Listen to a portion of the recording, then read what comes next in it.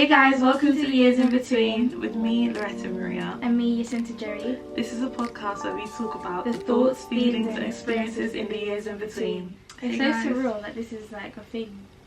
Yeah. Third week in. Third week doing this, guys. I bet you didn't believe that. You didn't believe in us. Did you see this comment for our 2025, like earlier 2024? Earlier 2024? No, because the thing is, we've spoken about in 2023, like we filmed a whole hour-long podcast. Was it 2023 or 2022? Either 2022 or 2023, one of them years. We filmed like 2 podcasts worth, doing like an Am I the Bleep hole? No, yeah, we filmed like a whole thing in response to like scenarios like that, what we would do, what da. So even though that happened like 2-3 years ago, I feel like I'm glad that we've actually actioned it. Rerouted, we're back here. We're back at it. What about you? Did you think we'd end up here in 2025? I didn't. Really? I actually didn't. Was it in your bingo cards?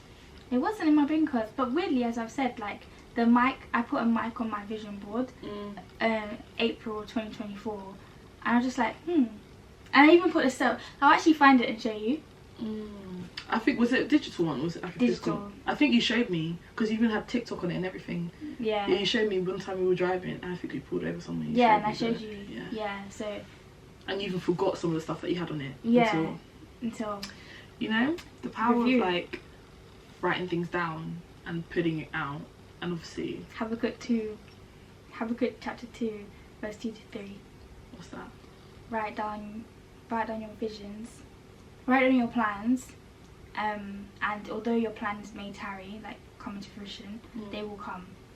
Amen. Something like that. Don't, again, quote me, but paraphrasing. Essentially, leave it to God, really and truly. Okay.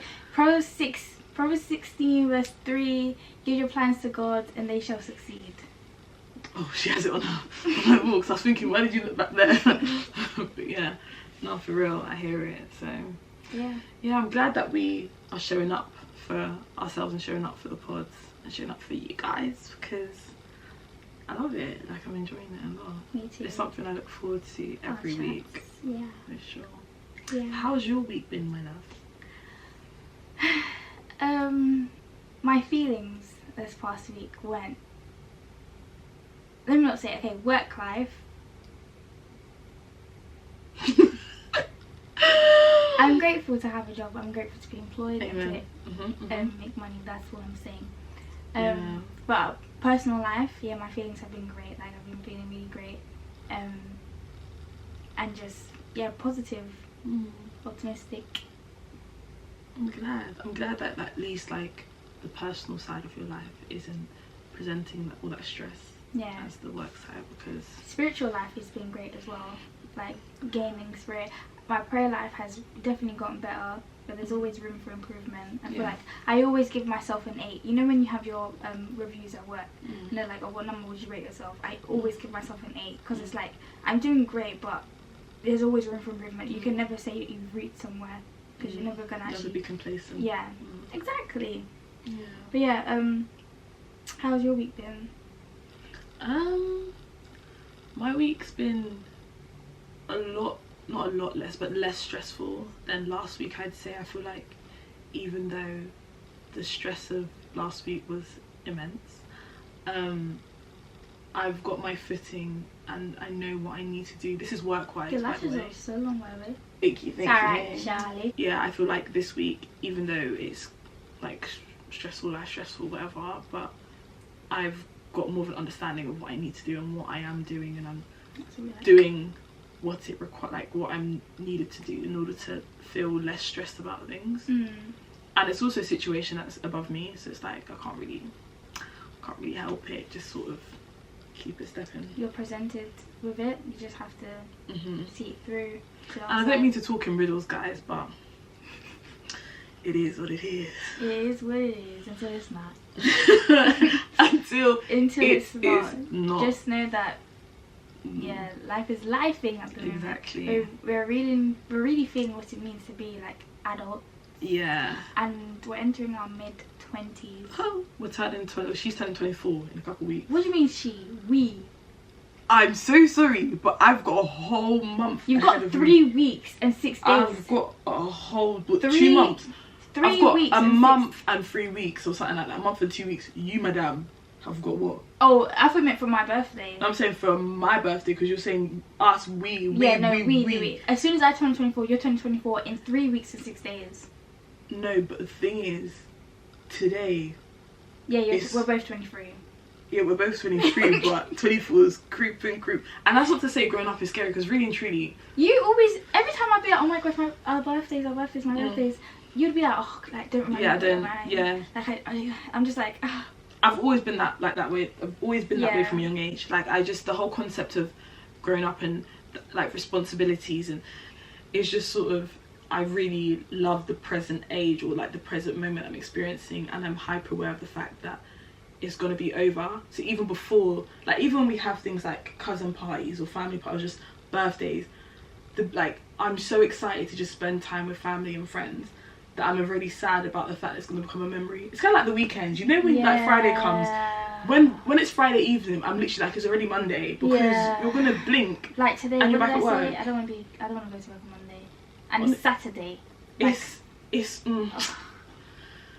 it's crazy, but you know. I just hate how the weekend literally goes in a blink of an eye, but the working week is slow as a snail. Slow as a snail. But I guess it's just a push for us to do something that we love, so that every day is like amazing. It's like I was saying before, it's something to look forward to, like coming to do this. I know that we're going to film the podcast and then we'll do editing, like it kind of acts as a distraction from, and I have to say, I do love my job also, like I do that. Yeah, grateful, and I do love my job, but the current state at which I am at work and with my job is very stressful. So things like doing this and spending time with you really does act as a distraction. I like.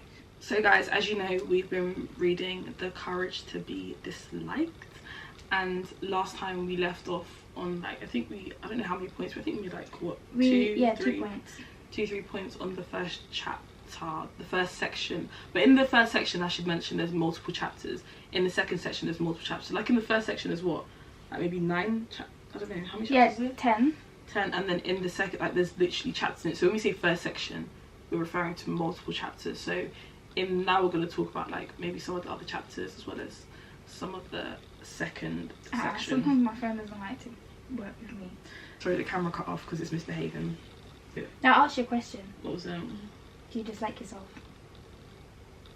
No, I feel like I've been through, there's aspects of myself that I dislike, but as a whole, as a person, I feel like I lean more towards liking myself, but it's taken a long time to get there. Do you know what I mean? Like, there's been big chunks of my life, periods of my life, that I didn't like myself at all. Really?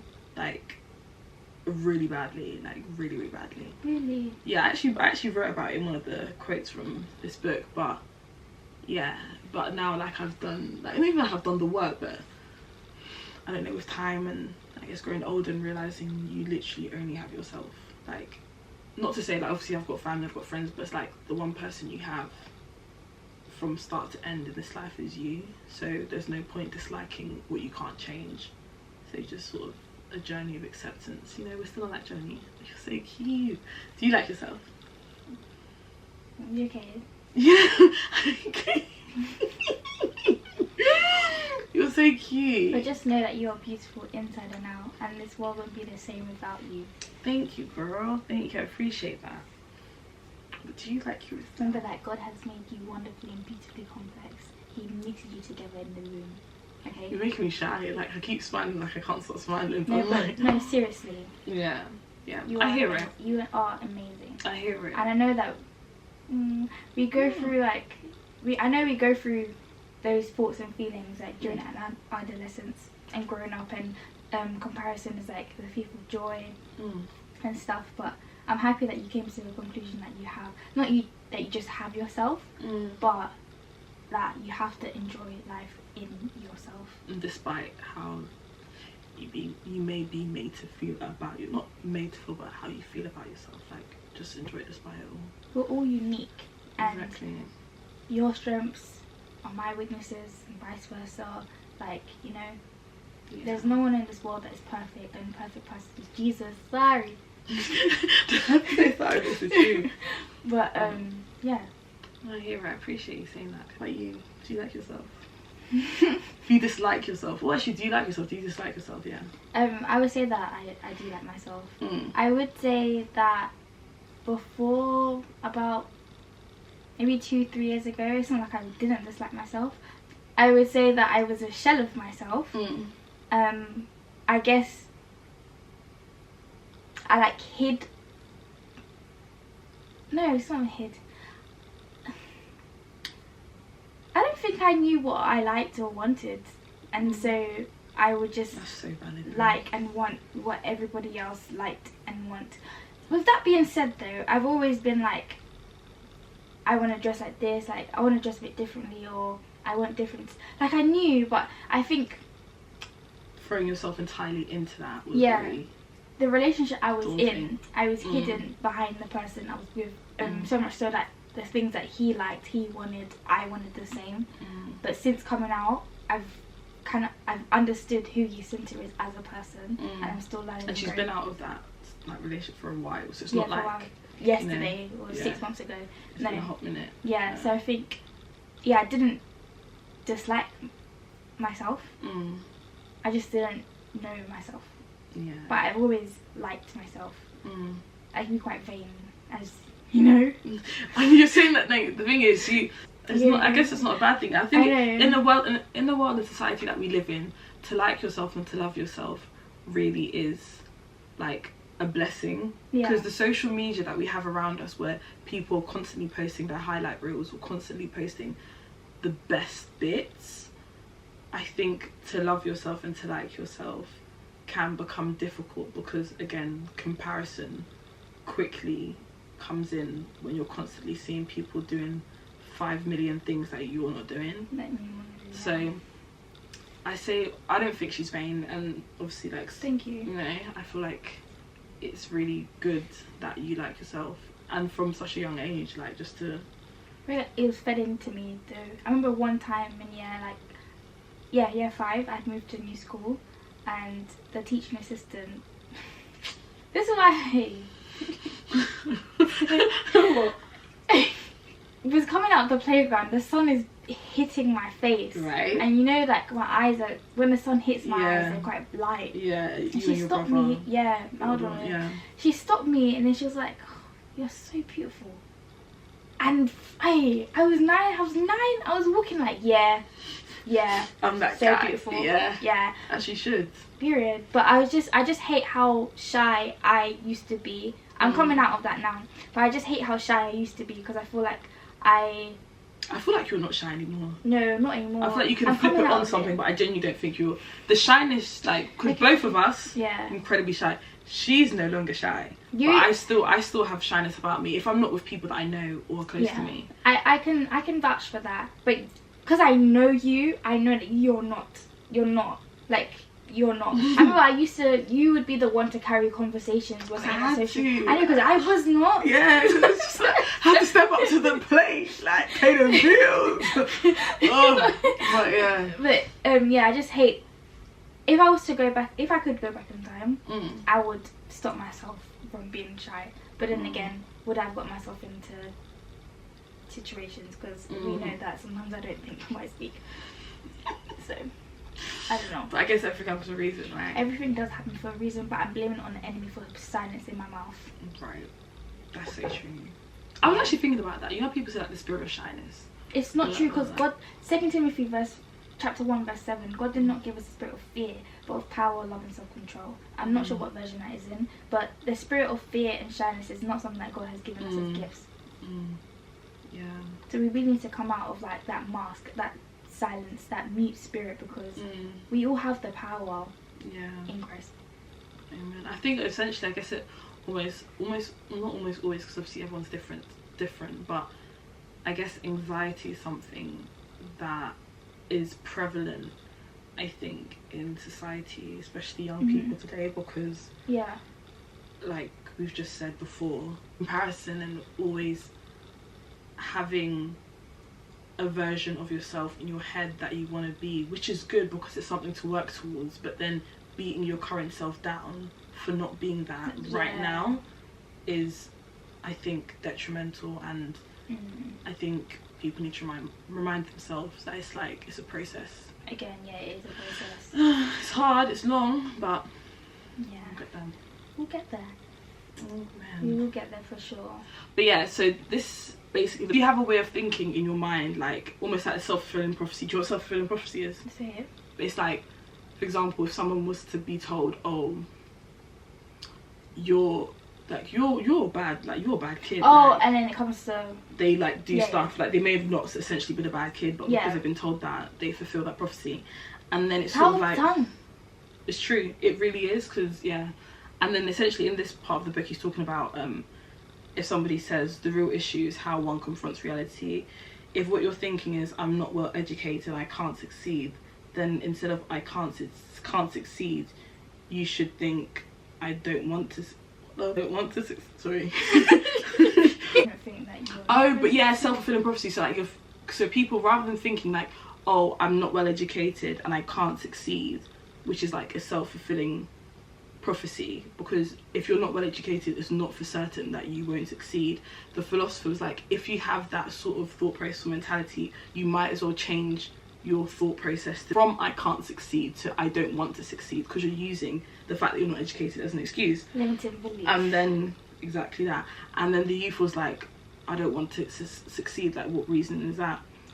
And then the philosopher, this is the quote that I want to read to you, says, it's simply that it's scary to take even one step forward. Also, you don't want to make realistic efforts. You don't want to change so much that you'd be willing to sacrifice the pleasures you enjoy now. For instance, the time you spend playing and engaged in hobbies. In other words, you're not equipped with the courage, which is what we talked about last time, to change your lifestyle. It's easier when things just stay as they are now, even if you don't have some complaints or limitations. And I was sort of thinking, do you feel like you're someone who procrastinates? And what is your sort of like stance on procrastination? Oh, I hate it. I hate procrastination.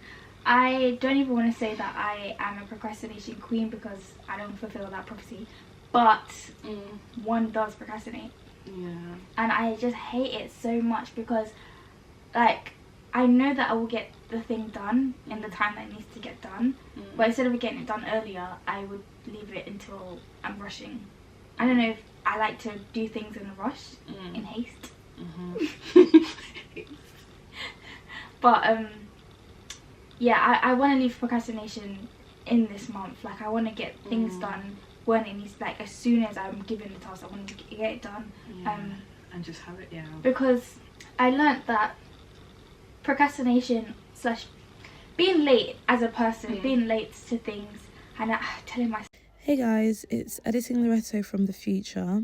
So the camera cut out and we didn't realise, but Jacinta was talking about how procrastination can lead to lateness, which translates to not respecting people's time, and how where this trait persists, it can result in people perceiving you as unreliable.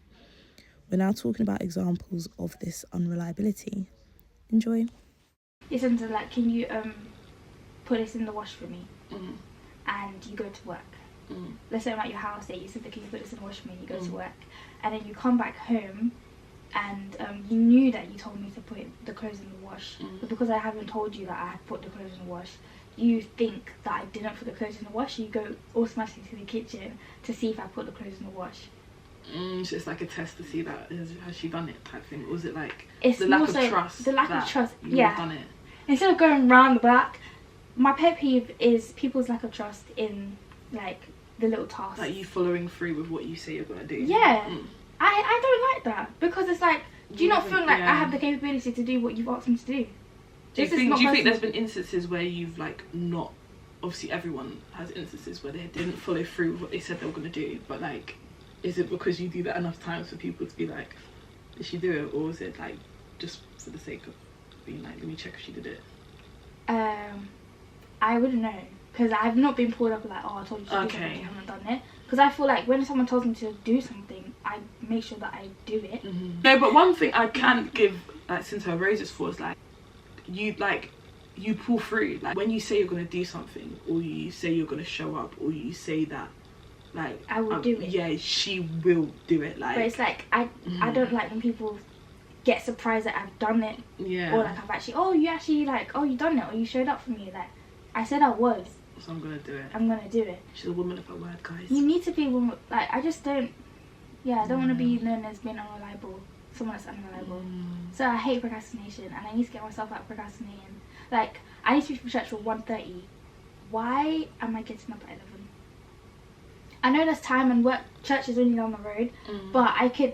There's so much you could do in the morning. I just. You know. But I'm like you. You know when you have something like an appointment in the middle of the day, I can't do anything until like it's done. Yeah, like if something's at like 1:30, I'm just gonna be waiting around till 1:30. Like I can't like obviously, but now obviously getting older, I'm trying to like wake up early. Gotten out of that habit, and like I'm doing stuff like my day shouldn't solely revolve around like the thing that I have planned for that day.